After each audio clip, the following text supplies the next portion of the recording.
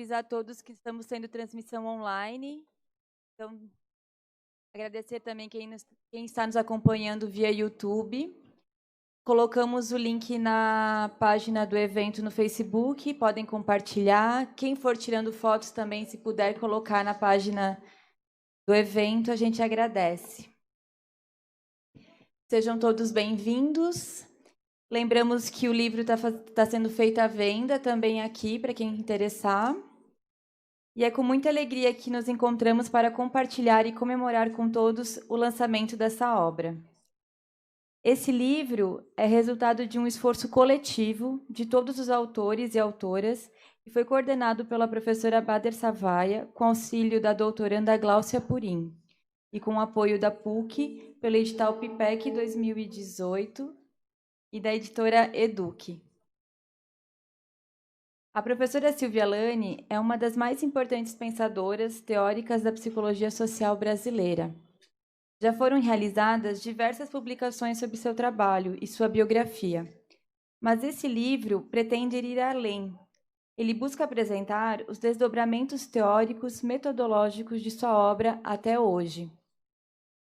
Busca também compartilhar um texto inédito de seu trabalho realizado com a nossa querida Maria Helena Coelho, referente ao povo chavante. E também demonstrar mais uma vez como o seu clamor por transformação e compromisso social tem influenciado a nossa ciência. Para realizar a abertura do lançamento do livro, Silvia Lani, uma obra em movimento, chamo à mesa as coordenadoras do livro, a professora Bader Savaia e a doutoranda Gláucia Purim. A salva de palmas.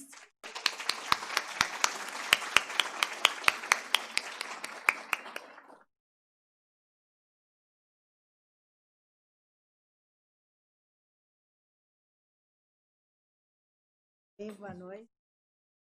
Hoje eu estou só tendo alegrias e mais alegrias redobradas. Desde manhã nós vemos, na verdade, eu acho que desde manhã nós estamos fazendo homenagens a Silvia. E hoje redundou nesse momento de lançamento do seu livro.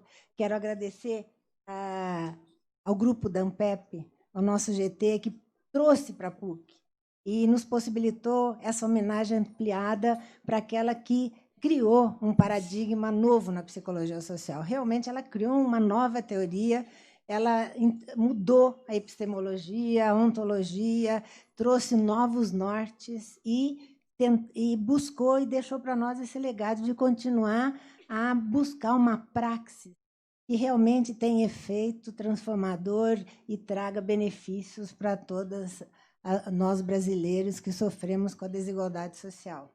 Portanto, esse é um momento muito significativo para a PUC, para a Psicologia Social Brasileira, para o nosso programa, momento de comemoração da obra de uma grande mulher pesquisadora, grande mestre, a Silvia Lani, como fala Denise Jodelet, uma colega dela, psicóloga francesa, a grande dama da psicologia. Eu gosto muito dessa forma como ela se refere a Silvia.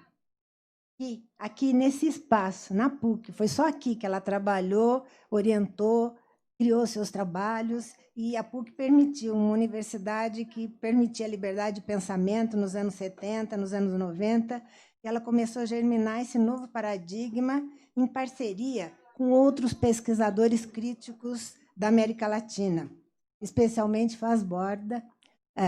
Faz Borda, sim, mas nós estamos falando do Martim Baró, que eu queria... Os dois foram companheiros dela, mas eu queria salientar aqui Martim Baró e dizer que nós temos satisfação de ter, nesse momento, um grande companheiro que segue a obra do Martim Baró, que está aqui nos dando a honra de participar do evento, o professor Inácio Dobles. A Silvia, então, ela vem com dentro desse movimento da América Latina de criar uma psicologia, dentro desse movimento de crítica ao conhecimento eurocêntrico, a teorias importadas, de criar uma psicologia social que respondesse aos problemas de cada país. A Venezuela criou a VEPSO, aqui o Brasil criou a Brapso, foi ela também que criou a Brapso, inclusive tem aqui um texto sobre isso.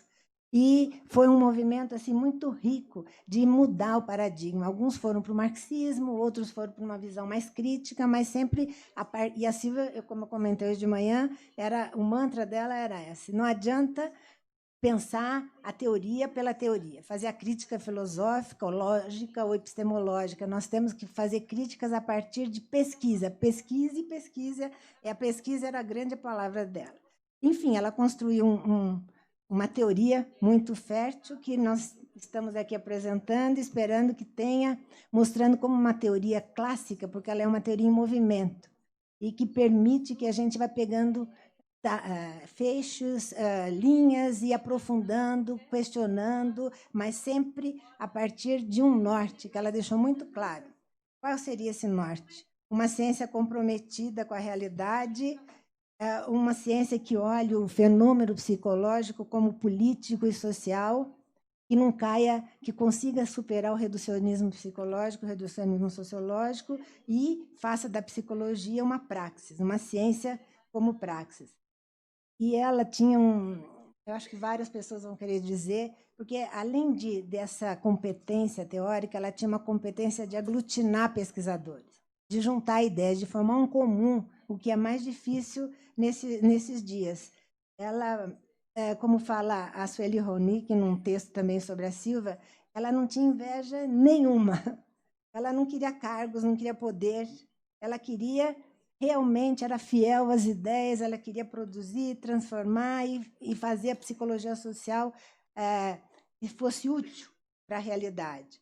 E, com isso, ela aglutinou em torno dela vários pesquisadores, vários orientadores orientantes que estão espalhados pelo Brasil, muitos deles escreveram aqui no livro, e criou a gente diz que ela criou mesmo uma teoria porque ela tem um respaldo de reconhecimento. É conhecida na América Latina como Escola de São Paulo, a escola que tem teoria, paradigma, pressupostos epistemológicos muito claros e uma metodologia. Ela batia de que a metodologia da psicologia social, com esses princípios, deveria ser a pesquisação participante.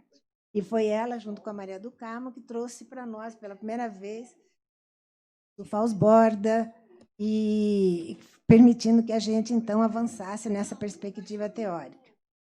E nossos encontros todos são unânimes em concordar que nós sentimos esse gosto da vantagem de vida comum, essa energia virtuosa que emanava dela e nos congregava e motivava. E, ajudando a concretizar as ideias de Silvia, ela teve dois companheiros vários companheiros, mas aqui eu quero destacar hoje dois, o Fernando Rey, recém-falecido, foi um dos grandes estimuladores desse livro.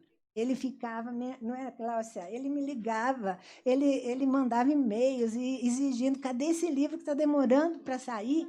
E ele foi o primeiro a mandar o artigo, e um belo artigo que ele escreveu sobre ela. E, infelizmente, por coisas de burocracia, inclusive, o livro saiu um dia depois do falecimento dele, né? Mas ele está aqui, a gente homenageia, porque é um grande pensador, um grande companheiro, outra grande companheira. A Maria Helena foi orientanda dela de mestrado e de doutorado. Maria Helena Coelho. Nós estamos com os filhos da Silvia aqui, estamos com a sobrinha querida da Maria Helena aqui, os amigos queridos dela, uma pessoa incrível.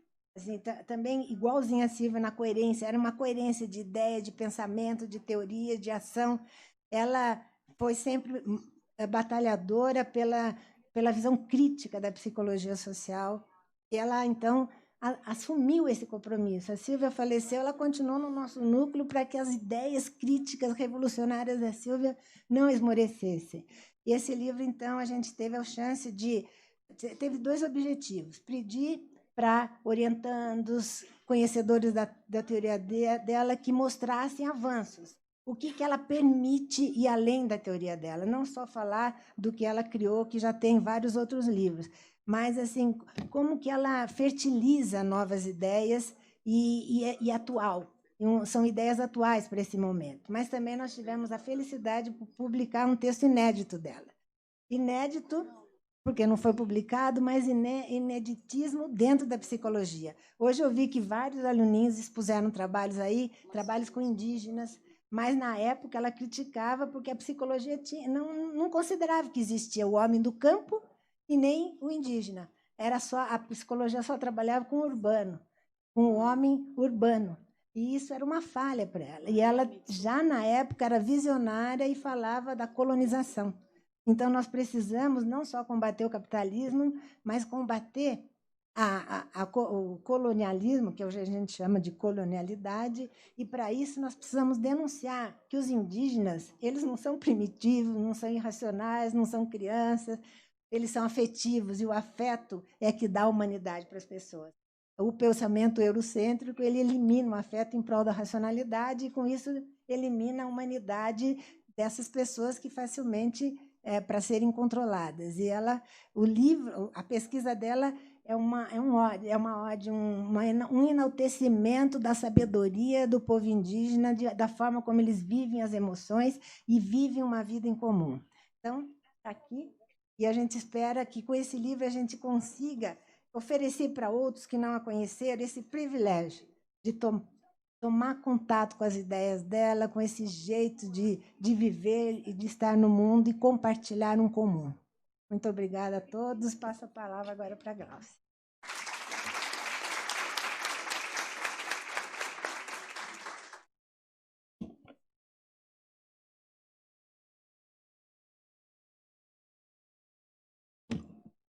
Boa noite a todos. Sejam bem-vindos a quem eu não cumprimentei pessoalmente. Para quem não me conhece, eu sou aluna da professora Bader no programa de Psicologia Social aqui da PUC. E foi numa conversa informal que eu recebi o convite da professora para ajudar a organizar o livro. Naquele momento, eu não sabia o tamanho de desafio que se tratava, né? O convite. Mas, de prontidão, sem dúvida nenhuma, eu disse que sim. E foi com muito prazer. Não me deu mais sossego, né? E foi um sim com muito prazer e muito orgulho. Orgulho, porque apesar de nunca ter conhecido pessoalmente a professora Silvia, ela fez parte da minha formação inteira em psicologia. Inicialmente, conheci os livros O que é Psicologia, no primeiro semestre do curso de Psicologia. Depois, O Homem em Movimento, que muitos também devem conhecer, na disciplina de Psicologia Social e Comunitária. E nos estágios, principalmente na incubadora, com a professora Lorena, eu também fui aprendendo o que é essa psicologia social e como é que se faz psicologia social e o que é ser um psicólogo social. E o tamanho do desafio que é ser um psicólogo social no nosso país ou na nossa atualidade, né? Que ensinamentos eu fui aprendendo? Que pensar e agir com compromisso ético-político é, sim, muito importante e faz muita diferença na profissão do psicólogo. E transformar a realidade é muito mais complexo e mais difícil do que eu imaginava quando eu entrei na psicologia. Que não há neutralidade na ciência, e disso eu não tenho dúvida, muito menos na psicologia. Que alterar a ideologia dominante, que a Silvia tanto falava nos textos, e que no início eu não sabia muito bem o que era, é uma luta imensa e infinita.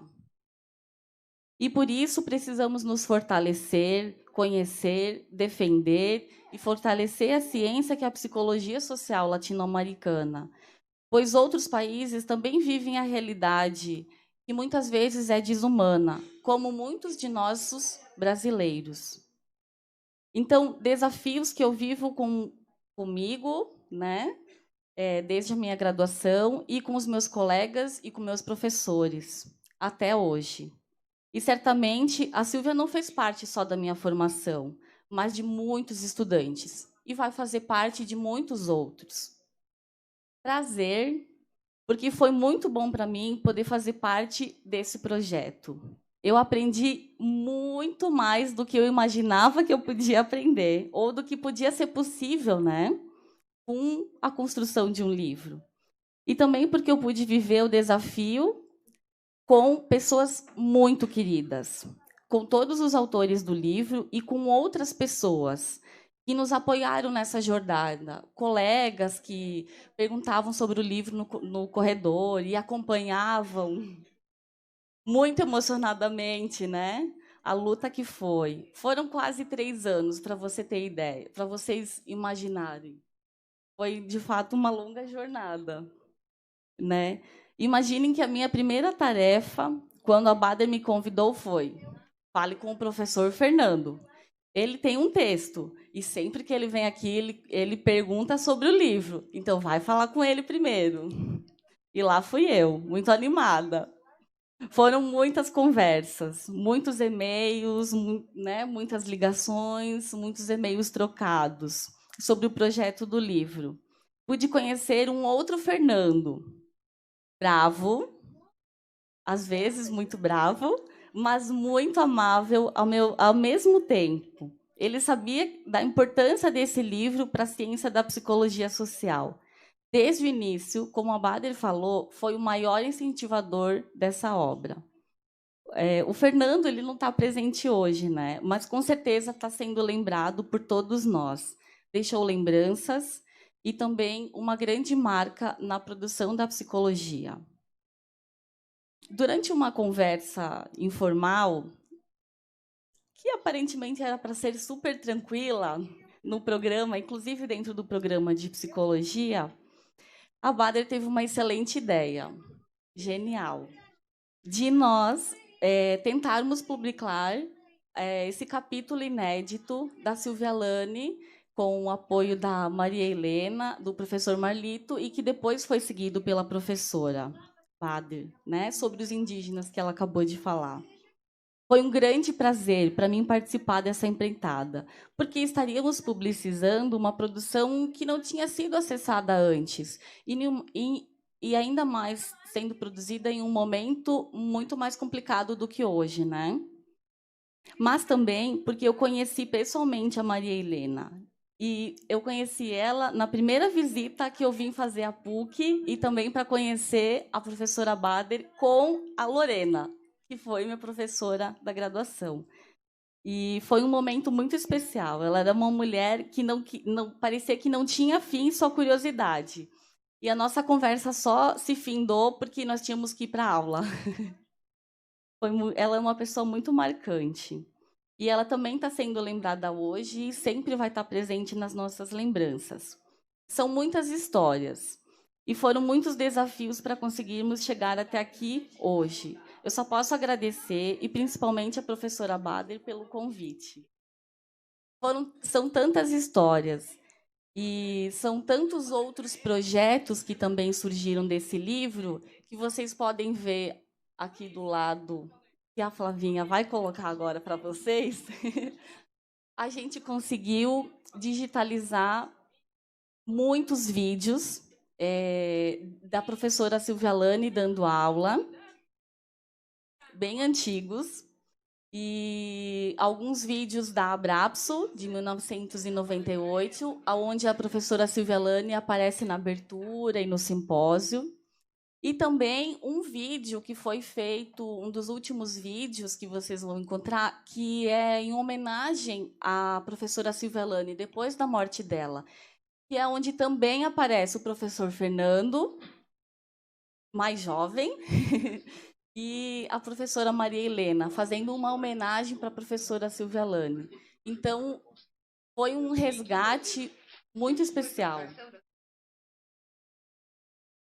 A gente vai disponibilizar para todo mundo. Na verdade, já está disponível no canal da TV PUC. Provavelmente é só digitar Silvia Lani que vocês vão poder acessar. No canal da TV PUC do YouTube. Vai passando, né? Eu e a professora Bader queremos agradecer, né, a todos os autores pela confiança. Então, alguns autores estão aqui presentes, né? Professor Marlito, Maria da Graça Marchina, Flávia Regina, Juraci Almeida, Sueli Miranda e Beatriz Brambila. E alguns professores que não puderam estar presentes, mas mandaram boas lembranças e um carinho e desejar um bom evento para todos nós. Sueli Terezinha, que também está aqui. Vanderlei Codo não pôde estar, a Ana Bock, Lorena Prim, o Antônio da Costa Ciampa, Odair Furtado, Elisa Zanerato e Mitsuko Antunes. Agradecemos também à PUC pelo apoio via o edital da EDUC, a editora EDUC da PUC, principalmente a Sônia, que nos acompanhou em toda essa jornada. Um agradecimento especial a Lilian, ao Guilherme, Eduardo e João, que estão aqui, são familiares da professora Silvia Lani. A Ludmila, sobrinha da Maria Helena, que também está aqui, por terem apoiado a gente, e principalmente, né, na obra toda, mas principalmente na publicação desse capítulo inédito. A Marlene, por toda a assistência de sempre, a TV PUC pelo apoio na digitalização dos vídeos e a todos os amigos que, de alguma forma, ajudaram a gente na construção desse livro.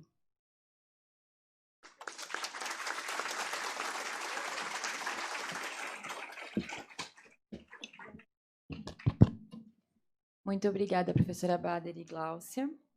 Para darmos sequência, convido o professor Dr. Marcos Vieira Silva, ex-orientando da professora Silvia Lani e docente da Universidade Federal de São João del Rei, que irá nos contemplar com uma palestra intitulada A Potência do Processo Grupal.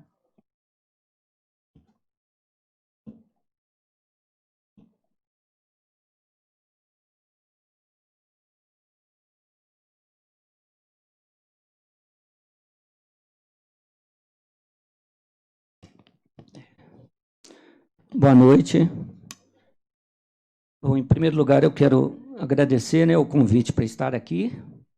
A Pitucha me passou a perna, porque ela não falou que era um evento tão grande com tanta gente. Mas, enfim, né, é um prazer muito grande estar aqui, e é difícil estar aqui e falar aqui. Eu sou assumidamente chorão, então, se eu chorar, vocês não se importem, porque faz parte da minha história. E eu já falo isso de cara, né, porque aí também é uma forma de eu relaxar um pouco mais.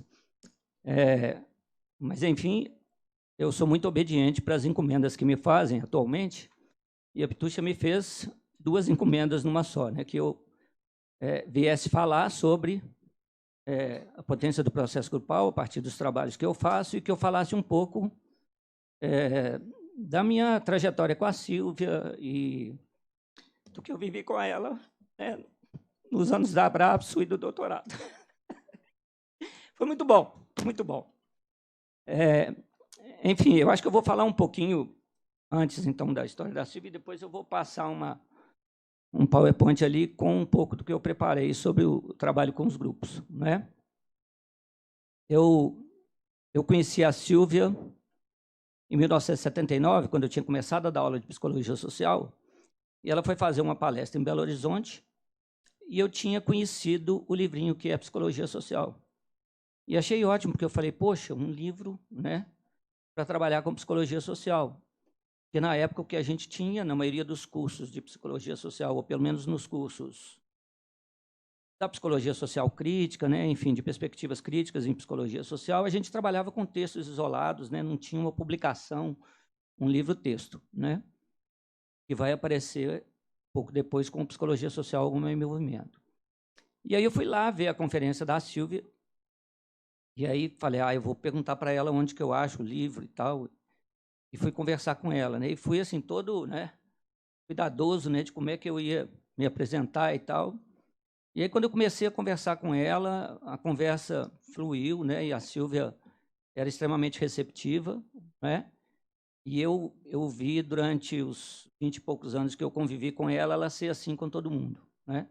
Então, ela é capaz de sentar ali e assistir com a mesma atenção e interesse, né, a palestra de um colega doutor, né, e a palestra de um aluno de graduação. E ela fazia isso na Abrapso, né?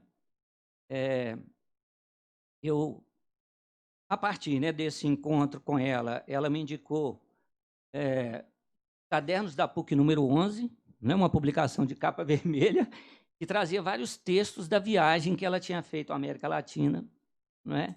Então, eu comecei a acompanhar e trabalhei muito com os meus alunos com esse material, né? E depois saiu o livro, Psicologia Social e o Homem em Movimento, né? E por conta da Abrapso, né, vocês verem como é que eu fui uma pessoa privilegiada, né, porque eu fui sócio fundador da Abrapso, quer dizer, sou sócio fundador da Abrapso, né, estou aí, né, trabalhando pela Abrapso até hoje, né? Fui aluno da Sílvia, fui colega dela na Abrapso muito tempo e depois fui aluno dela. Oi? Eu sou um dos poucos sócios que tem uma carteirinha. O povo ri quando eu falo isso, mas teve uma época que a Brônia fez umas carteiras, né? Depois nunca mais se fez isso, e alguns de nós tínhamos essa carteirinha da Abrapso. É uma curiosidade, mas que eu guardo com muito carinho pela história que ela tem, né? Mas, enfim, a Sílvia, logo, né, que eu comecei a acompanhar as coisas da Abrapso, ela me indicou para participar de um primeiro encontro da Abrapso em Maringá, com a Ângela Caniato, e eu fui apresentar um pouco do trabalho que eu estava fazendo na PUC como professor, né? Então, essa era outra característica da Sílvia, né? Ela puxava todo mundo para trabalhar, né?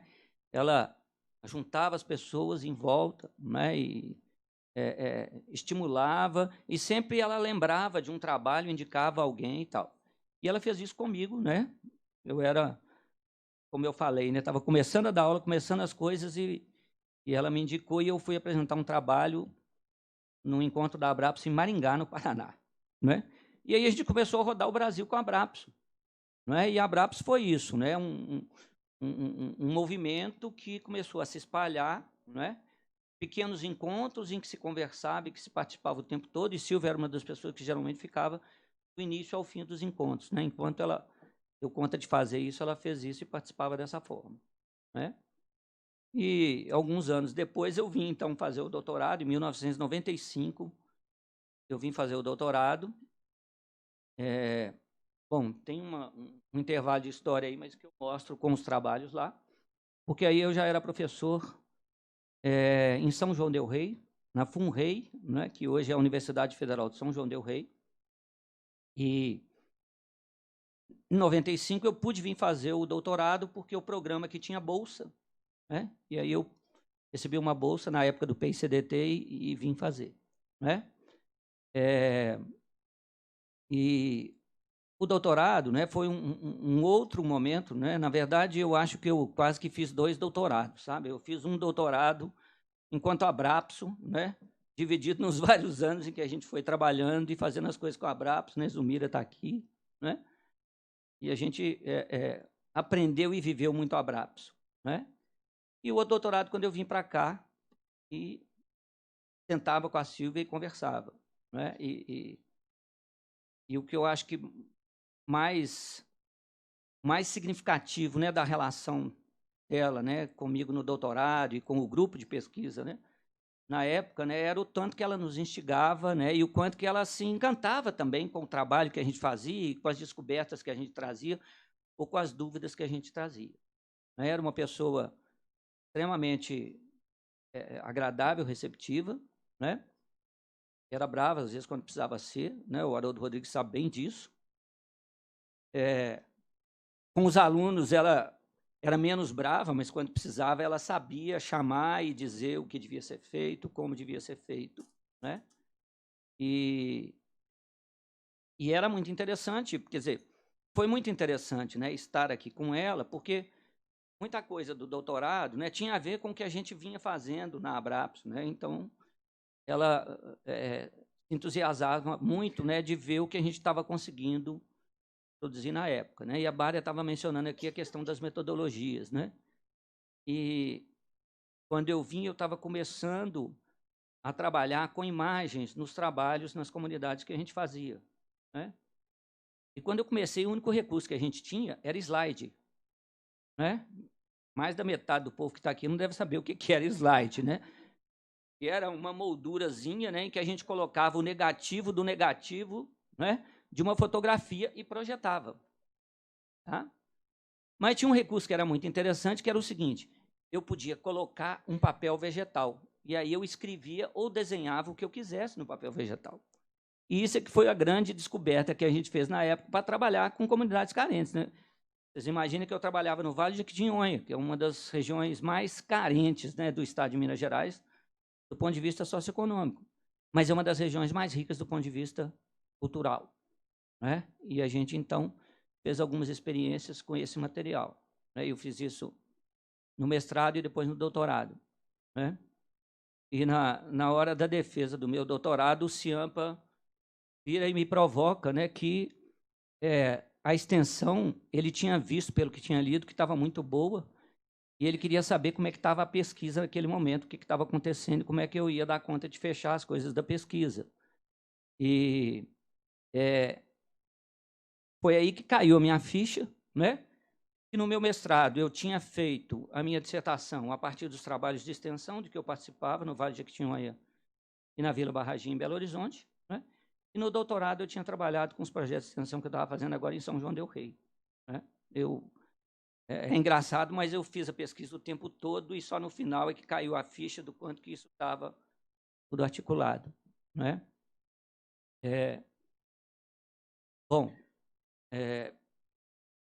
No doutorado, na minha qualificação para o doutorado, a Bader me fez uma pergunta, né?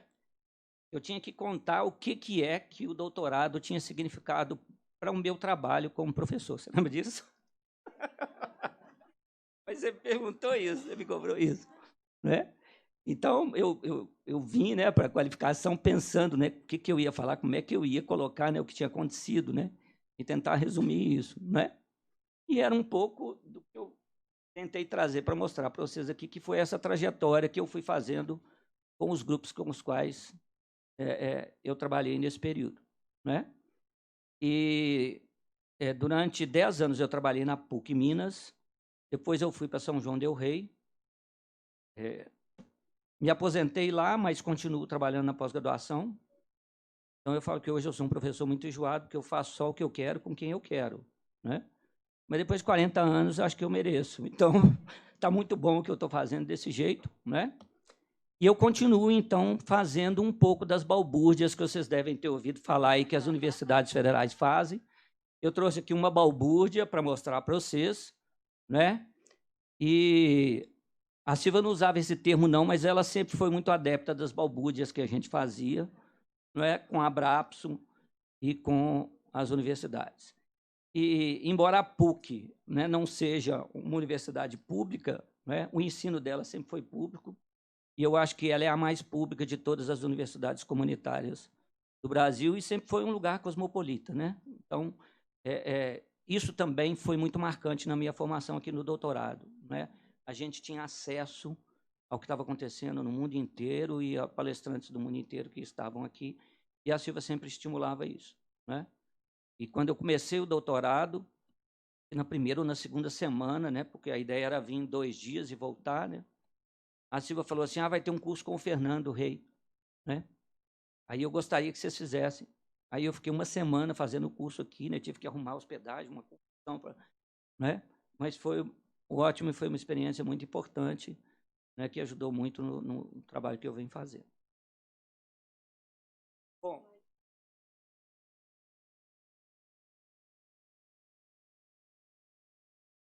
acho que eu não vou dar conta de ficar sentado. Teste. Posso? Porque aí, de repente, eu levanto e falo. Tá? Pode passar. Bom, então, como é que começou, né, a minha história com os grupos? Né? Eu acho que ela começa na Fafiche, em 1974, né, e a gente enche a boca para falar Fafiche, porque é a Faculdade de Filosofia e Ciências Humanas da UFMG, onde funcionava o curso de Psicologia e onde funcionava o setor de Psicologia Social, que tem uma tradição importante, né, de produção em Psicologia Social. E logo que eu entrei, eu comecei a participar do movimento estudantil. Então, o Centro de Estudos de Psicologia da Fafiche, né, e o setor de Psicologia Social eram a minha segunda casa, né, por muito tempo, e, segundo a minha mãe, era a minha primeira casa durante boa parte do tempo que eu estava na universidade. Eu fui monitor de vários professores do setor de Psicologia Social, fiz um estágio em Psicologia Comunitária na área de saúde em Montes Claros, que o professor Cornelius foi supervisor. e foi uma experiência muito rica de começar a trabalhar com grupos na área de saúde, né? Fui monitor de psicologia comunitária. E essa disciplina foi criada no curso de psicologia em 1974 por um movimento coletivo de alunos e professores que construíram um novo currículo, né? Então, foi assim que eu comecei a trabalhar com grupos, quer dizer, pode passar. Ah, tá. O outro estágio, só volta um minutinho, o outro estágio foi no Hospital Raul Soares, que é um hospital psiquiátrico em Belo Horizonte. Por que ele foi muito importante para mim? Porque foi o início, né, de participação no processo da luta antimanicomial. E o Raul Soares era o hospital da residência em psiquiatria e um hospital que mudou muito a forma de se pensar a assistência à saúde mental, né, em Belo Horizonte. Pode passar. Em 1979, 6 meses após a minha formatura, eu comecei a trabalhar. Naquela época era possível, só com a graduação, você começar a dar aula no ensino superior, né? E eu fui trabalhar no serviço social, e a primeira disciplina qual que era? A psicologia social dos grupos, né? Então, esse negócio estava amarrado para mim, né? Acho que alguém amarrou na minha... Na época, eu fazia uma especialização em dinâmica de grupos operativos, trabalhando principalmente com a perspectiva do Pichon Rivière, né? Que se articula em muita coisa com a perspectiva de Silvia, né? E a gente conversava muito sobre isso, né? E a gente era muito peitudo na época, e aí a gente participava, eu e mais alguns colegas, né, da Sociedade Mineira de Psicologia, que virou depois a Associação Profissional e os Sindicatos Psicólogos em Minas Gerais. Por que eu estou falando disso? Porque foram experiências de trabalho com grupos, né, em que a gente pensava e articulava programas de ação, né, enfim, pensando, né, nos coletivos e tentando produzir alguma coisa pelos coletivos. E a gente participou da articulação da primeira chapa de oposição ao Conselho Regional de Psicologia em Minas Gerais, né? Então, vocês imaginem o que era uns meninos recém-formados, o povo olhava para a gente assim, né, começando a dar aula. Eu vivi uma experiência muito interessante, porque eu comecei a dar aula no serviço social.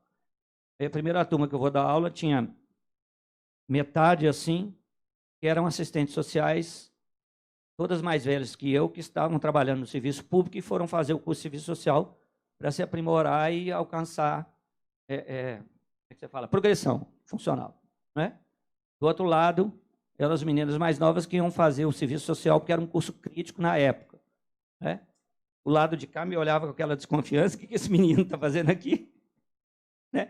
E o lado de cá curtia muito a perspectiva que a gente estava trabalhando na época. Pode passar. Bom, na PUC, eu começo a trabalhar com a extensão, eu vou então para o Vale de Jequitinhonha, e aí a gente começa a trabalhar com grupos com saúde, né, e grupos comunitários, como eu falei, da riqueza cultural e numa articulação muito grande com a questão dos grupos. Eu acho que isso começa a reforçar a potência dos grupos desde essa época, né? E como eu falei que eu sou privilegiado, eu fiz um mestrado em educação na UFMG e fiz uma disciplina optativa em que eu tive o Paulo Freire como professor, né? Então, no mestrado, estudar com Paulo Freire e no doutorado, estudar com Silvia Lene, não é um duplo privilégio? Não é? Em 1979, pode passar, eu fui então para FUNREI, aí o pessoal da Abrapos, FUNREI, Marquinhos, o que é isso? Onde você foi parar? O que significa isso? O que é essa história? Né? Ninguém entendia o que era FUNREI, que era Fundação de Ensino Superior de São João del Rei. Era uma fundação federal, né, que depois virou Universidade Federal. Já falei ali da Abrapso, né? Então, em 95, eu consigo a liberação para fazer o doutorado. Já contei ali da qualificação, né? Mas eu falei para a Bader, eu sou um professor muito melhor hoje, depois do doutorado, né? E o doutorado me ajudou a sistematizar muita coisa que eu fui aprendendo nesse período da Abrapso, né? E que eu consegui organizar para passar de uma maneira melhor. O meu pai e a minha filha vieram assistir a minha defesa. Aí a Pitucha ficou me gozando porque o meu pai queria bater na banca, né? No intervalo, ele me perguntou assim, meu filho, você tem certeza que esse povo é seu amigo? Eu falei, pai, por que você está falando? Não, mas eles estão te perguntando coisa demais. Eu falei, não, pai, ninguém está brigando comigo, está muito bom, eles só estão discutindo comigo. Né? A minha banca tinha Silvia, que era orientadora, Bader, Ciampa, Elizabeth Bonfim e Lúcia Afonso. Aí os meus alunos, quando veem isso, falam assim, Marquinhos, mas você é doido, né? Esse povo, eu falei, mas eu conhecia todo mundo, né? E tinha algumas experiências de trabalho com cada um deles. Quer dizer, não estou querendo dizer que facilitaram para mim, nada disso, né, Bárbara? A Bárbara é de testemunha.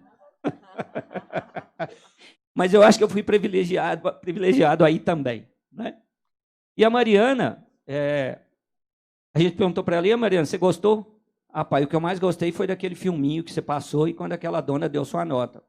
Ou seja, ela gostou dos primeiros 10 minutos, porque a Silva só me deu 10 minutos para eu passar o vídeo com as imagens que eu tinha dos grupos. Né?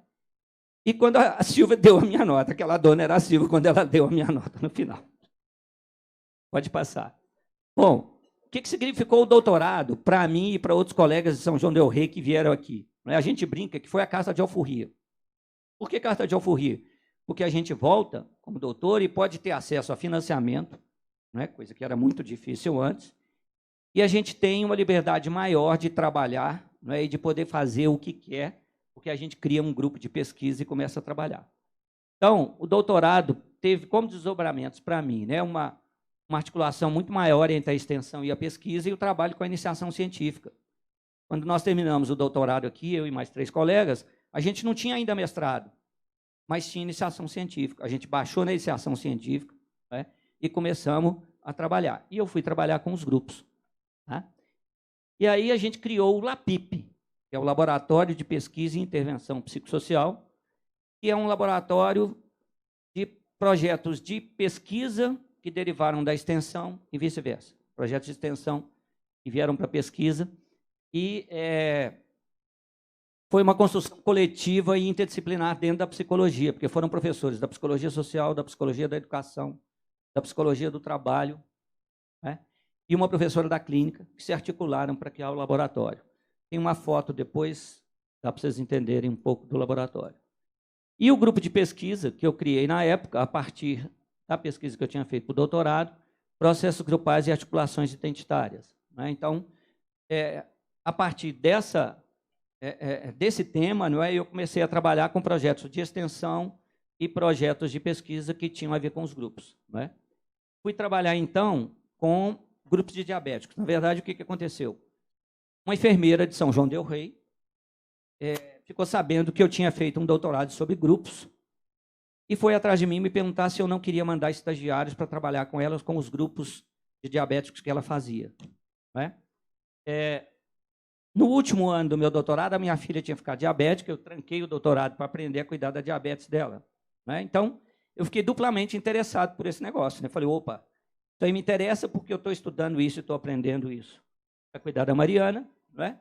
E os grupos me interessam pelo trabalho que eu já vinha fazendo. Né? Então, a minha história com os grupos é a história de um pesquisador profundamente implicado com os seus de pesquisa, né? E os seus sujeitos de pesquisa. Tá? E aí, a partir do trabalho, bom, o convite era esse, né? Participar dos grupos e trabalhar com os grupos de diabetes. Quando nós chegamos lá, não era grupo, era palestra. Né? E aí nós ficamos acomodados com aquilo. Como é que a gente fazia? Mas como é que eu ia falar que não era grupo e que era palestra e mudar aquilo? Né? Eu não podia fazer isso também. Então, a gente começou trabalhando pelas beiradas, né, e chegando na discussão e mudando as coisas. E aí falei para o estagiário, você se oferece aí para participar de algumas das atividades, e aí aos poucos a gente vai mudando isso. Né? Esse aos poucos tem quase 20 anos. Hein? Se acabar eu pego o outro. Então. Bom, enfim, o que a gente começou a fazer então? Né, vou resumir um pouco, porque eu estou com medo de... Nós começamos a tentar trabalhar com grupos de reflexão a partir dos portadores de diabetes. Não sei se vocês têm uma ideia, né, sobre diabetes, mas a diabetes é uma doença que depende profundamente da adesão do diabético ao tratamento. Né? E ela depende de 3 situações, vamos dizer assim, o uso do medicamento ou o uso da insulina, para quem é insulina dependente, né, são 2 tipos básicos de diabetes. Diabetes tipo 1, que é o insulino dependente. Então, desde que surge a diabetes, tem que tomar insulina. E o tipo 2, que não é insulino dependente, que geralmente acontece na faixa de 45 a 50 anos para frente. Isso tem mudado um pouco hoje, né, e algumas coisas têm se alterado, e a diabetes é considerada uma epidemia a nível mundial, principalmente entre os adolescentes. Por quê? Vida sedentária, excesso de carboidratos da alimentação, né, e mais algumas questões. Mas, enfim, nós começamos a trabalhar, então, com grupos de reflexão sobre a diabetes e as implicações, porque é uma doença que implica, né, em muito a vida cotidiana do sujeito. E aí eu tinha aprendido, né, para cuidar da minha filha, a ideia de uma associação. Quando nós fomos ver, tinha existido uma associação em São João, mas estava desativada. Aí nós falamos, então, vamos reativar a associação. Aí nós conseguimos, né, com diabéticos e com profissionais de saúde, rearticular a associação, e até hoje a gente trabalha com ela, né? Um pouco desse trabalho, a gente começou a articular, então, com algumas categorias temáticas da psicologia social, e eu vou colocar isso ali na frente. Só fazer um parênteses aqui, né, que eu tinha colocado ali também, outra implicação para mim, pessoalmente, no doutorado, né, foi a pró-reitoria de extensão. Em 2008, eu fui convidado para ser pró-reitor de extensão, né, e, na época, eu ganhei uma bolsa de produtividade em pesquisa por causa do trabalho de pesquisa que eu comecei a fazer com grupos das corporações musicais de São João del Rei, né? Então, daí para frente, pode passar, eu fiquei vários anos trabalhando principalmente com os grupos das associações, das corporações musicais e da Associação dos Diabéticos. E aí o grupo de pesquisa, né, ele vem passando por algumas mudanças. O início ali é sempre o mesmo, processos grupais e articulações identitárias. Daí para frente muda, né? Então, atualmente, eu tenho trabalhado com essa articulação, parcerias e interações com políticas públicas de saúde e inclusão social, a partir dos trabalhos. O projeto de extensão, ele provocativamente chama Doce Vida, para trabalhar com os diabéticos, né? Pode passar. E o programa atende, né, como eu falei, e investiga, tá, vários grupos da região entre as corporações musicais, pode passar. Grupos comunitários, grupos de idosos. Então, a gente fez pesquisas e extensão com todos esses grupos. Em todos eles, a tentativa sempre foi de, a nível da pesquisa, articular com algumas categorias temáticas. Quais são elas? Processo grupal, afetividade grupal, identidade grupal. Tá? Uma das principais referências para a gente trabalhar isso é a Sílvia, né? Outra é Martim Baró. Enfim, isso vai aparecer aí para frente. Pode passar. A Sílvia fala, né? Considera que grupo é condição necessária para conhecer as determinações sociais que agem sobre o indivíduo, bem como a sua ação como sujeito histórico, partindo do pressuposto que toda ação transformadora da sociedade só pode ocorrer quando indivíduos se agrupam. Se isso valia em 1984, Dia Social Homem em Movimento, continua valendo até hoje para os trabalhos que a gente faz, né, com os grupos. Pode passar. Ali também dela, né, o significado da existência e da ação grupal só pode ser encontrado dentro de uma perspectiva histórica, que considera a sua inserção na sociedade com suas determinações econômicas, institucionais e ideológicas.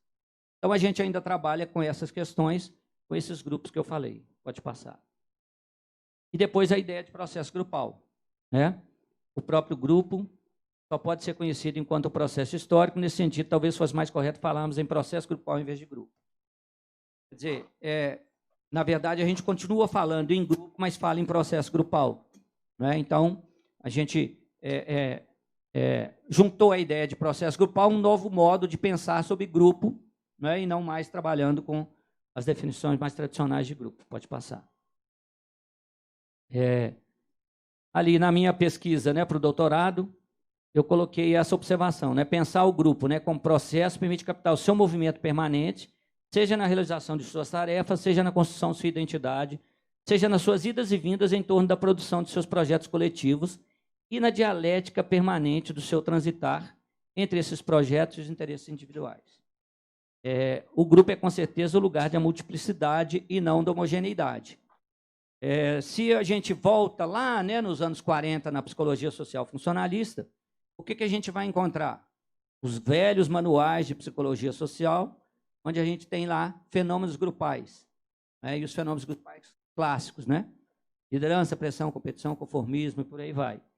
O que mudou? A gente fala disso hoje ainda nos grupos? Fala, mas o que mudou é a maneira de lidar com os grupos e a maneira de pensar a articulação do movimento dos grupos com a sua inserção social, com a sua inserção política. Não é? Esse foi o grande salto que os estudos de grupo, pelo menos os ligados à psicologia social política, deram. Infelizmente, não é só isso que a gente vê em psicologia, em alguns dos cursos por aí, mas né, não dá para cobrir tudo e todos. Né? Pode passar. Então, seu desafio é a construção de um projeto coletivo a partir das heterogeneidades de seus membros. Partindo dessas premissas, não faz sentido uma definição fechada e acabada de grupo. Ele está sempre por fazer-se, está a todo momento em construção, em processo, avaliando e produzindo sua história a partir da história de cada um e de suas implicações na história coletiva. Pode passar. A Silva ria que eu brincava que grupo é gerúndio. Né? Então, o grupo está se fazendo o tempo todo, né? E não tem sentido a gente pensar diferente. Pode passar. Ali são algumas questões, então, que a gente tem se colocado em relação a essas categorias, sobre as formações identitárias nas corporações. São João del Rei tem uma tradição cultural de 300 anos de música e tem várias orquestras e bandas. Não é uma orquestra, tem mais de 300 anos, que a cidade já tem mais de 300 anos. Cada corporação tem uma identidade coletiva de músico daquela corporação. Né? E existe uma identidade de músico, de maneira geral, da cidade e da região. Né? É uma região que respira música. Pode passar. Eu não vou falar todos, porque não vai dar. Né? Mas, enfim, a gente se pergunta sobre as articulações entre identidade individual e identidade grupal no trabalho com essas corporações, também no trabalho com os diabéticos. Uma coisa é ter diabetes, outra coisa é ter diabetes e participar da associação dos diabéticos, por exemplo, ou ser atendido no posto de saúde, onde se trabalha com um grupo de discussão sobre isso. Né? Pode passar. Nos trabalhos com os idosos, né, a gente tem feito provocação para as ILPIs, né, as instituições de longa permanência, ou os antigos asilos, né, de que eles possam se transformar em espaços ou centros de convivência, ou que a gente possa criar algo diferente como um centro de convivência e trabalhar nessa direção. Enfim, identidade, memória, ludicidade são categorias que a gente utiliza para esse trabalho. Uma historinha rápida, não é? Uma das primeiras pesquisas que eu fiz com os grupos foi num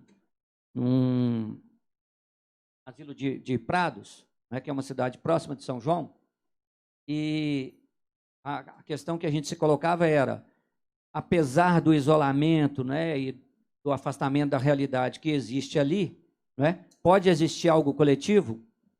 E aí a gente encontrou, numa primeira experiência de trabalho com o lúdico e com o resgate de jogos, né, um deles falando nós, e aí eles agindo como nós. Aí esse nós virou um emblema para nós, por vários anos a gente falava no nós, né, e dizia que então ali é possível, sim, né, uma identidade grupal. Pode passar. Pode passar. Bom, eu menciono ali um pouco, né, as referências do Baró, que é uma referência interessante para trabalhar com identidade grupal e para nos ajudar a pensar um pouco essas articulações, né, da identidade com a atividade grupal. Eu queria chegar... Eu vou saltar um pouco ali, depois eu posso até mandar para vocês, mas pode passar. A outra categoria é a afetividade, não é? Eu preciso estudar mais afetividade com a Bader, que isso é uma coisa que está devendo, mas, enfim, não é? Eu comecei a pensar em afetividades dos grupos com o Max Pagés, a partir do setor de psicologia social, depois Pichon, a partir dos vínculos e da afetividade. Pode passar. E no Doce Vida, a gente tem uma experiência muito interessante, né, em que eles trabalharam com a afetividade do ponto de vista do humor. Então, uma estratégia para lidar com a doença e com as implicações da doença é o humor, né, como afetividade. Tá? Em outros grupos, a gente encontrou a questão dos afetos, das emoções, dos sentimentos, permeando o tempo todo as ações deles também. Né? Então, nos grupos de idosos, isso acontece, e na música, isso aparece de maneira muito marcante. E aí tem a ver com a psicologia da arte do Vygotsky, né? A Silvia trabalhava com a gente chegou a discutir algumas das relações. O fazer musical, né, ele é muito ligado ao afeto e à emoção. Né? E para quem faz e para quem assiste. Né? E para quem é pró-reitor de extensão também, porque a gente o pró-reitor de extensão, pelo menos em boa parte das universidades públicas brasileiras, né, é extensão e cultura. Né? Em São João del Rei, a gente tem um festival de inverno que existe desde que existe a universidade lá, então há 30 anos. E o pró-reitor é o coordenador desse festival de inverno. Então, eu fui coordenador de um festival de inverno durante 4 anos. Né?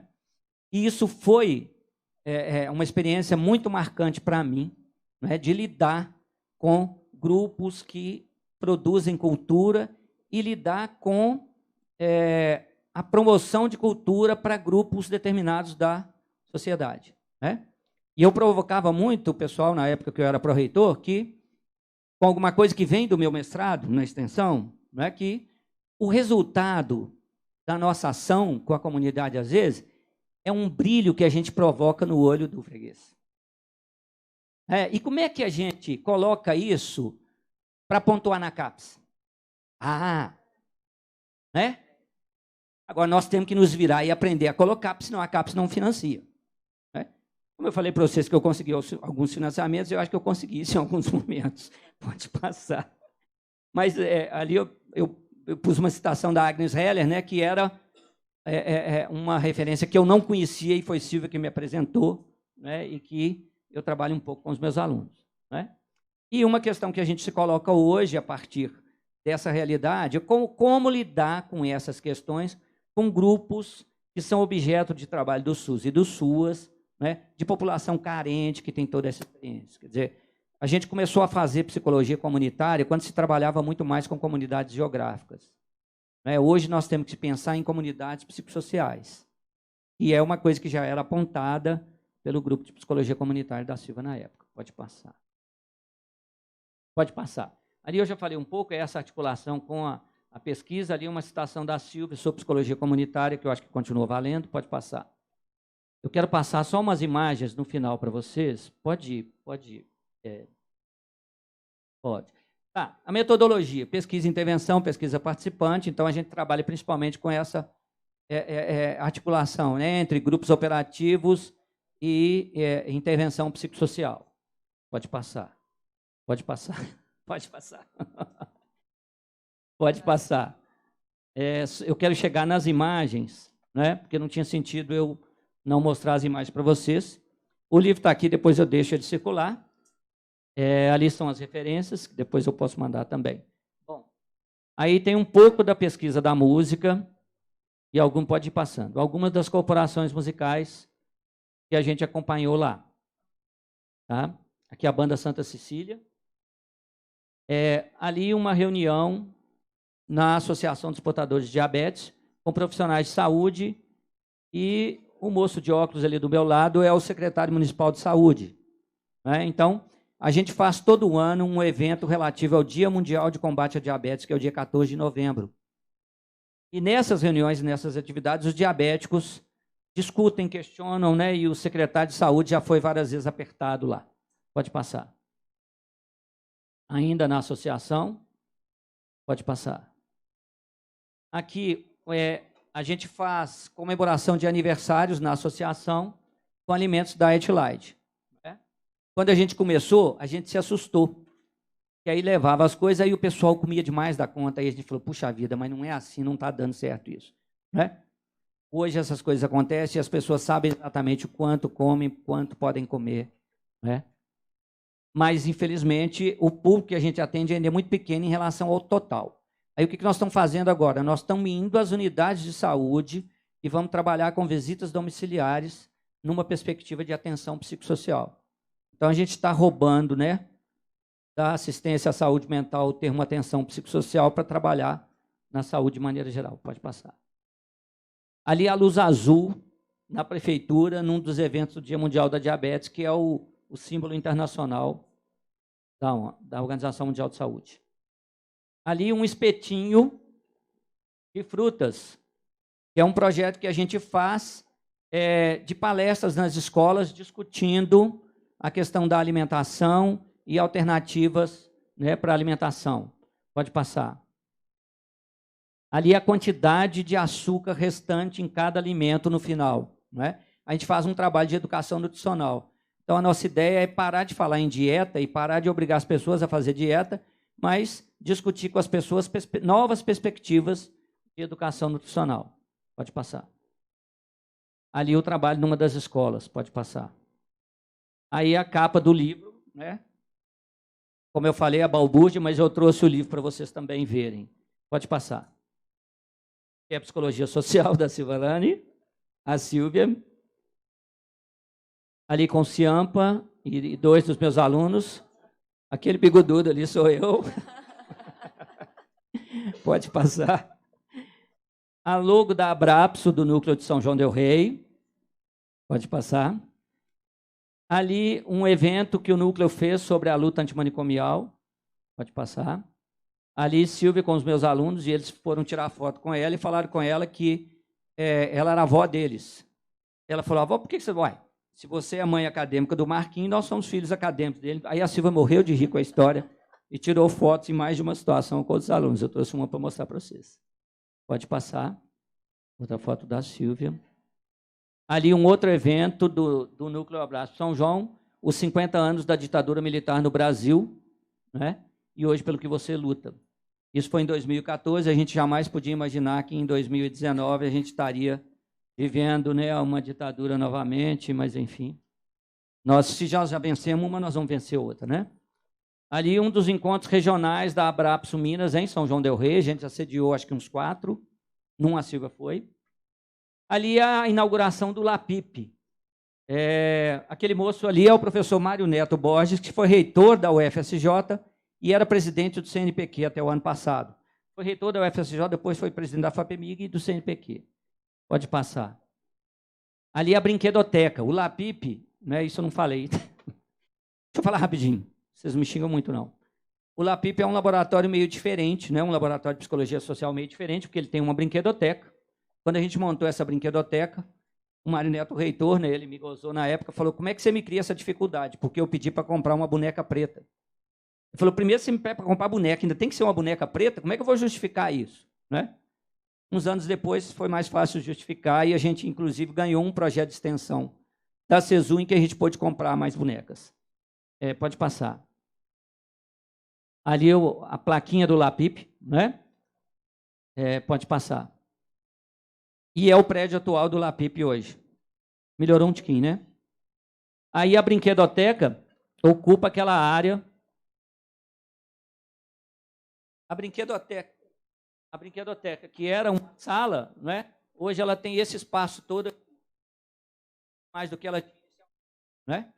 E nesse espaço de cá, a gente tem uma academia. Pode passar. Vocês já viram isso em academia? Vocês já viram com roda, né? Pode passar. Um outro projeto que a gente tem lá é um projeto que atende nessa academia. A gente tem uma parceria com o Núcleo de Acessibilidade e tem uma parceria com o Grupo da Educação Física. E a gente atende a grupos de diabéticos, idosos, adultos com hipertensão e deficientes. E todos esses aparelhos, eles têm algum tipo de adaptação para que os deficientes possam fazer. Tá? Todo mundo que conhece a academia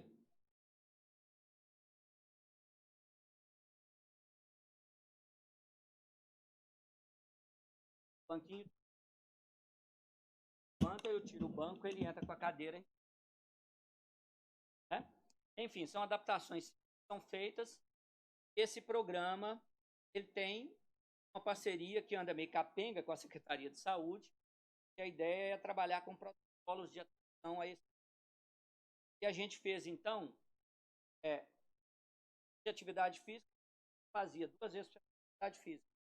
Saía da atividade física, da psicologia. trabalhou qualidade de vida.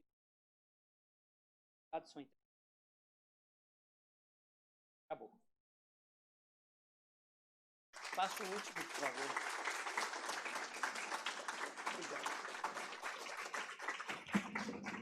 Obrigada, professor. A gente tem o tempo para umas 2 perguntinhas. Alguém tem alguma pergunta? Quer fazer algum comentário?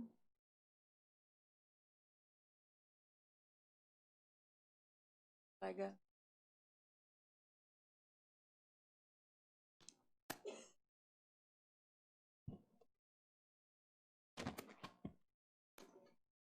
Boa noite, sou Bartira, psicóloga social do SUS de Valinhos, aluna aqui do PUC também.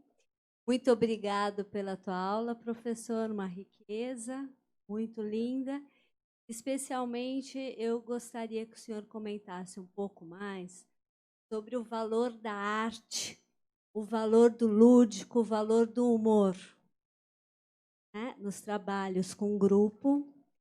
E também o quanto que nos grupos, na medida que a dança no grupo, na medida que os membros, as pessoas dançam, as pessoas desenham, o quanto que isso, nas tuas pesquisas, tem demonstrado mais qualidade de vida, mais emancipação, autonomia, autoestima. Então, o valor do lúdico, do humor, da arte nos processos grupais. Obrigada. Tá.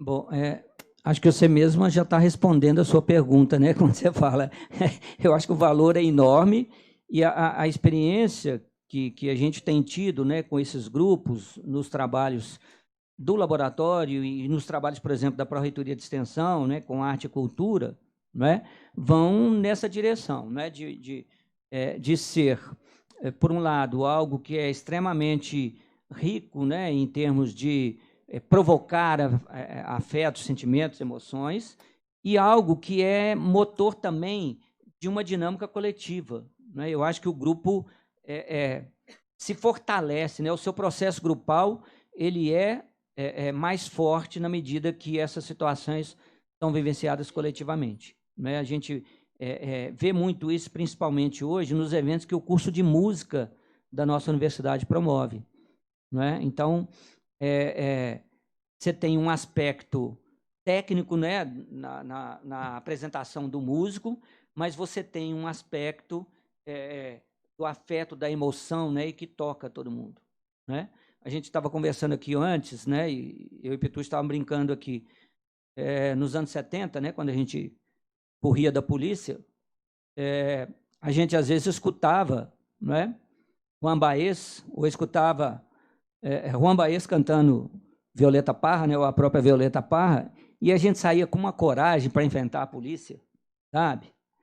E uns anos depois, né, a gente ficou rindo, porque nós fomos descer, para quem conhece, né, Belo Horizonte, a Avenida Afonso Pena, né, é uma avenida que começa lá no alto, no morro, e que vai até a rodoviária. Na Praça da Rodoviária foi realizado o comício das diretas já, com o Lula.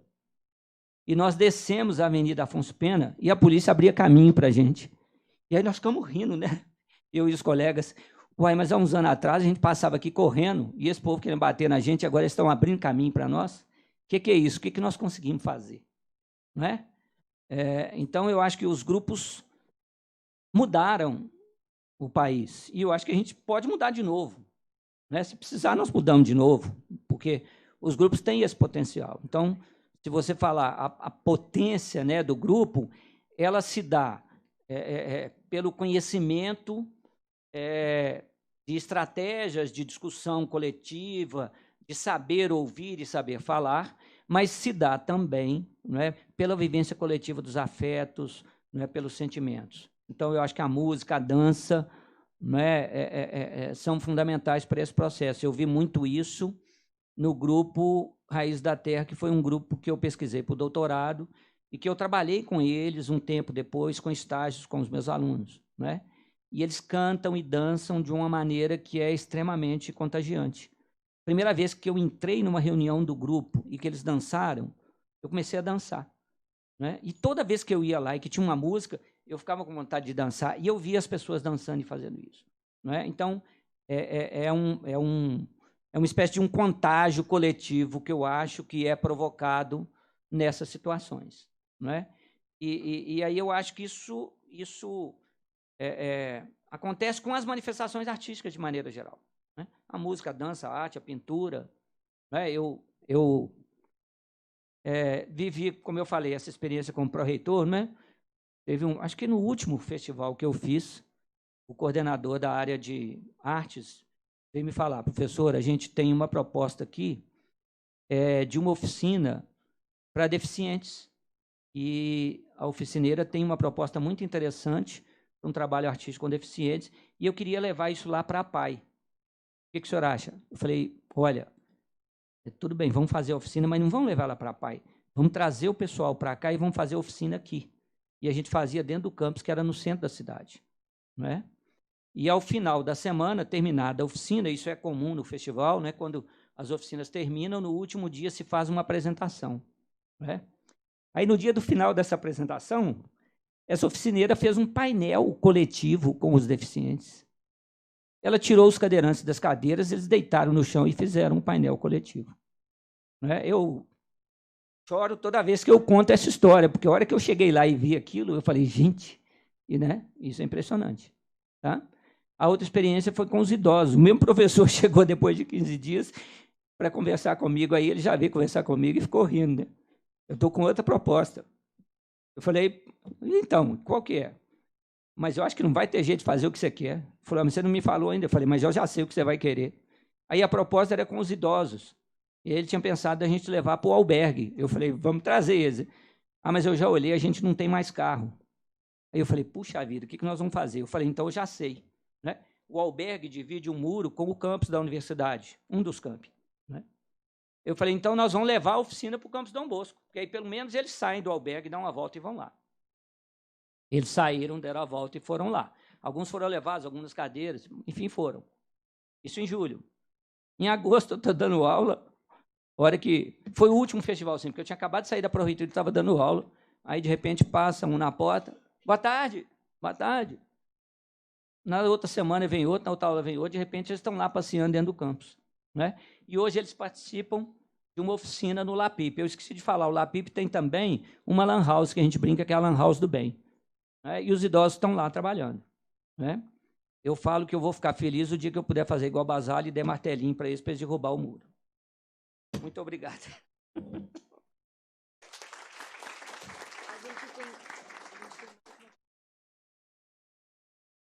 Boa noite. Eu quero contar para vocês, anos 80, conheci o livro como movimento. Era muito impressionante para nós que estamos procurando alternativas à literatura psicológica social. Me impressionou tanto que empecé a traduzir o capítulo sobre grupos do livro. Estava fazendo isso quando recebi um sobre da UCA de El Salvador, e o sobre tinha a tradução feita por Martim Baró. Lá terminou imediatamente meu trabalho como tradutor. E acho que é interessante o sentido que Martim Baró também deu.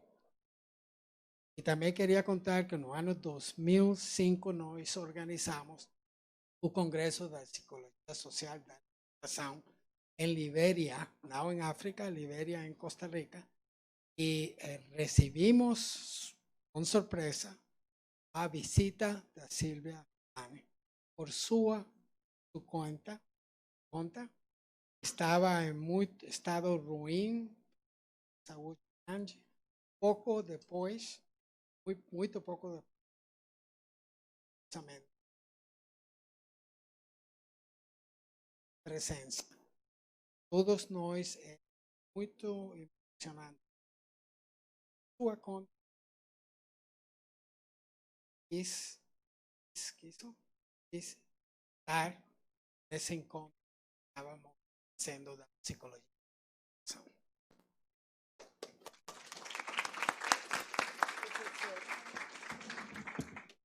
Obrigada. Só uma última coisa que eu não falei. As receitas que estão aqui no livro, elas foram sugeridas por vários dos diabéticos ou foram pesquisadas por alguns deles, né? E são produtos, são receitas com produtos Diet Light de baixo custo, né? Porque o produto Diet no comércio comum, ele é muito mais caro, né? Então, uma alternativa que a gente vem tentando é de fazer isso. Tá? Muito obrigado, então. Obrigada a você, professor.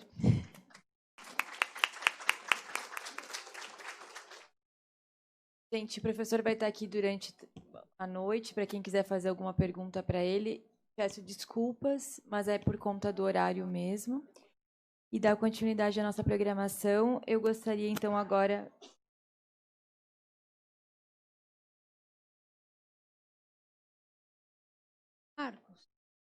Marcos.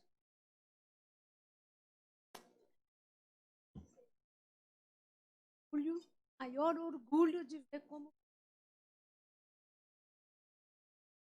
Por favor, idoso. Ruim, língua portuguesa, significa algo ruim.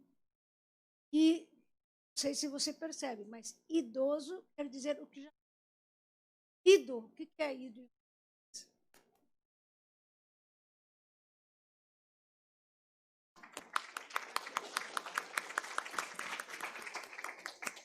Obrigada, professora. Então, como uma forma de homenagear a professora Silvia Lani, a professora Maria Helena Coelho e o Fernando Rey, eu gostaria de convidar as pessoas que têm interesse em compartilhar suas histórias em um breve depoimento livre. A Gláucia está com o microfone para quem quiser fazer alguma fala, fazer alguma homenagem, contar alguma história. A gente está com esse momento agora. Alguém gostaria de compartilhar alguma história, algum momento? A gente só pede que fale o nome, porque nem todo mundo conhece, né? Boa noite. Eu sou Célia Marcondes Ferraz. Eu fui a última orientanda da Silva, no mestrado. E tive a oportunidade de aprender muito com ela. E depois tive o prazer de fazer uma tese sobre a importância dela para a psicologia social brasileira, trabalhando com os arquivos pessoais dela. Então, isso aí foi extremamente gratificante. Eu quero mandar um beijo para os filhos, porque eu via muito no meu último ano com a Silvia. Então, obrigada.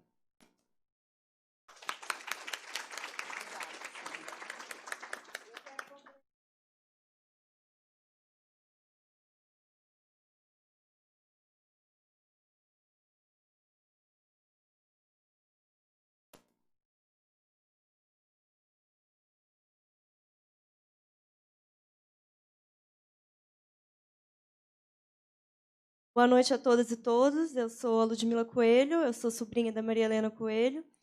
E primeiramente, eu gostaria de agradecer o convite da Bader e da Gláucia. Eu fico muito feliz de estar nesse espaço. E eu gostaria de dizer que a minha tia sempre viu na academia não só um espaço de produção de conhecimento, mas também um instrumento de luta para a construção de uma sociedade mais justa e igualitária. Sociedade essa que ela dedicou sua vida para transformar, que ela dedicou sua vida, sua militância na luta. E eu fico muito feliz de saber que ela construiu um legado aqui, não só materializado na sua produção acadêmica, não só materializado nessa obra, mas materializado no respeito, na admiração, no carinho de todas e todos que construíram com ela. Muito obrigada.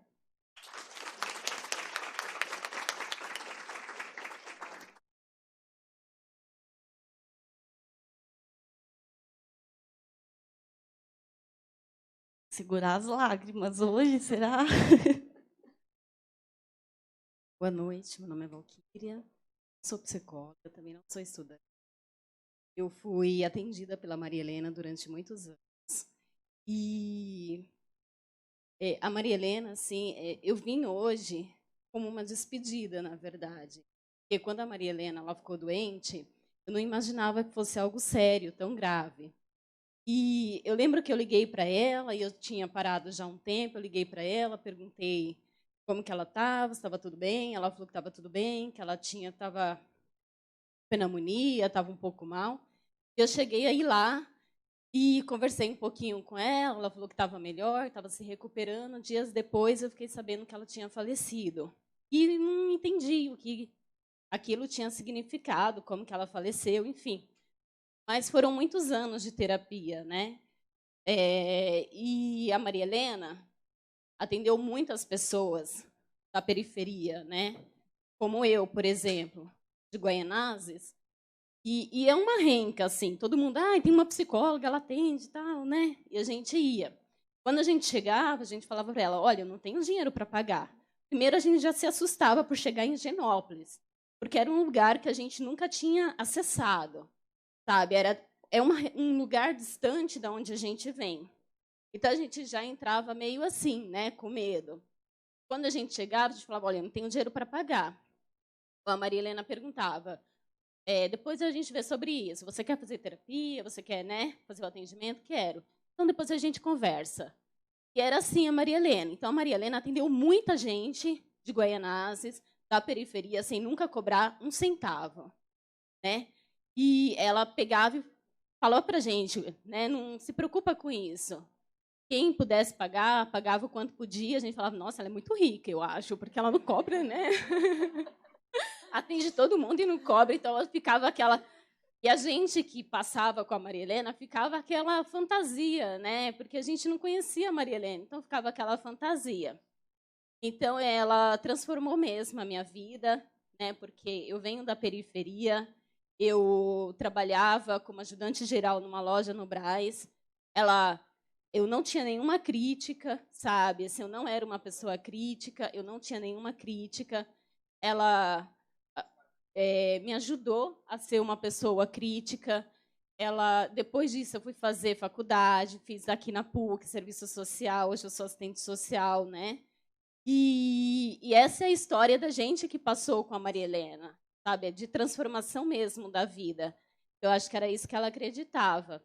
Da Silvalane, eu me lembro que um dia ela estava muito triste, eu acho, com a morte da Silvalane, que ela parece triste, mas eu não sabia quem era essa pessoa.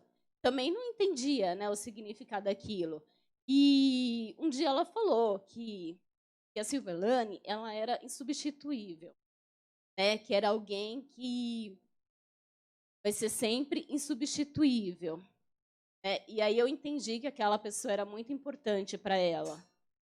E foi assim, essa experiência que eu tenho com a Maria Helena. É uma experiência de muito amor e de muito afeto por ela. Sei que era uma relação profissional, não sei nada da vida dela, mas eu tenho muito amor por ela. É só isso que eu queria.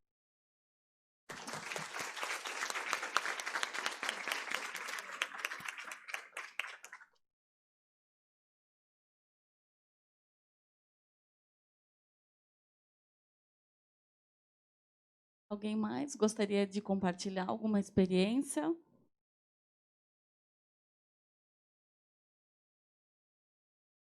Então, acho que eu vou falar o lado indigenista da Maria Helena.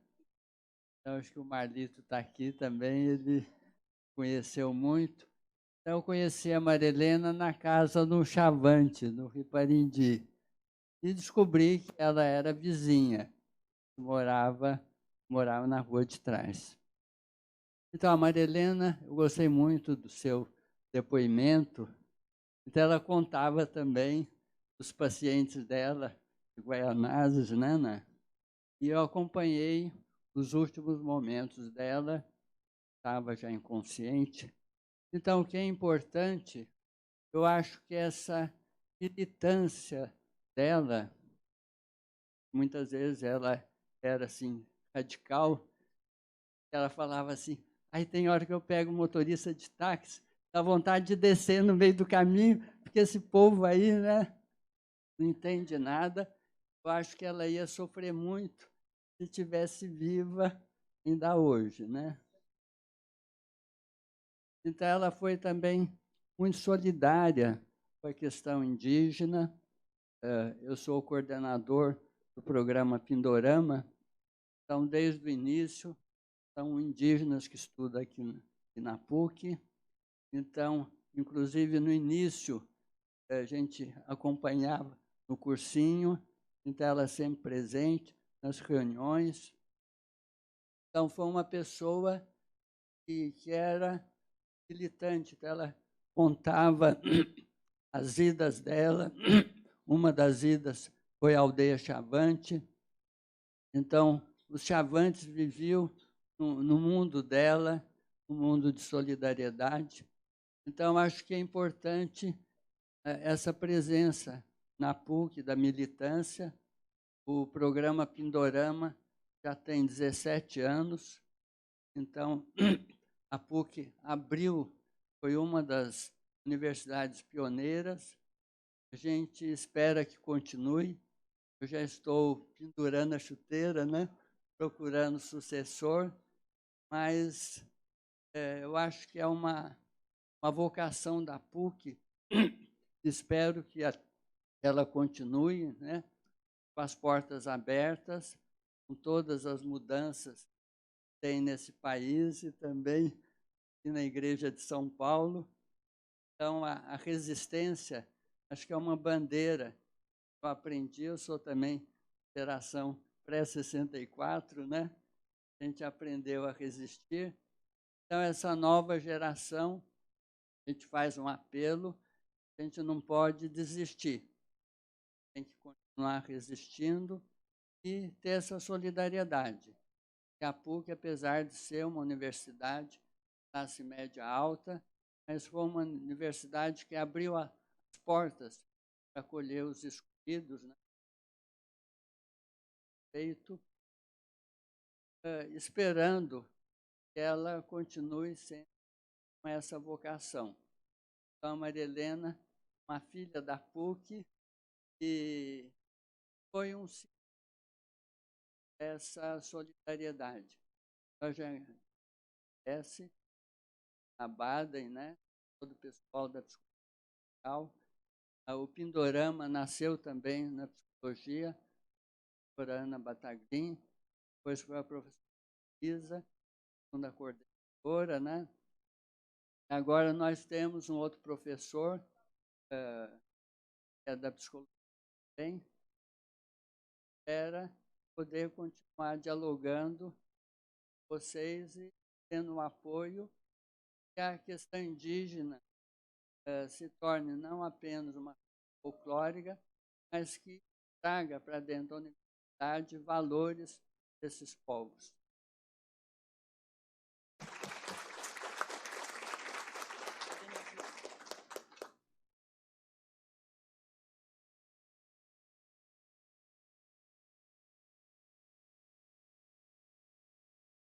Mas gostaria de fazer um depoimento, contar uma experiência. Então, eu quero agradecer imensamente todos os presentes hoje no lançamento. Agradecer principalmente por vocês compartilharem as histórias, as experiências. Agradecer a Eduque e a PUC por todo o apoio em a gente conseguir realizar essa obra e convidá-los para a gente tomar um café, continuar conversando. Para quem quiser fazer alguma pergunta ali para o professor Marcos, ele está aqui disponível também. Muito obrigada, gente.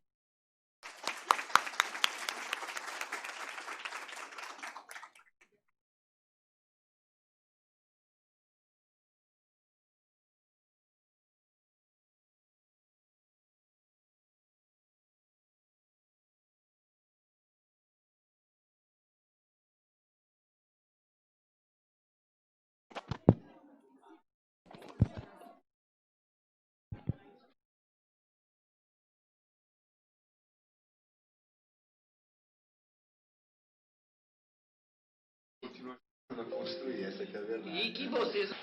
Sempre foi preocupação da doutora Niela Ginsberg desenvolver e estimular a pesquisa em psicologia, mais especificamente em psicologia social.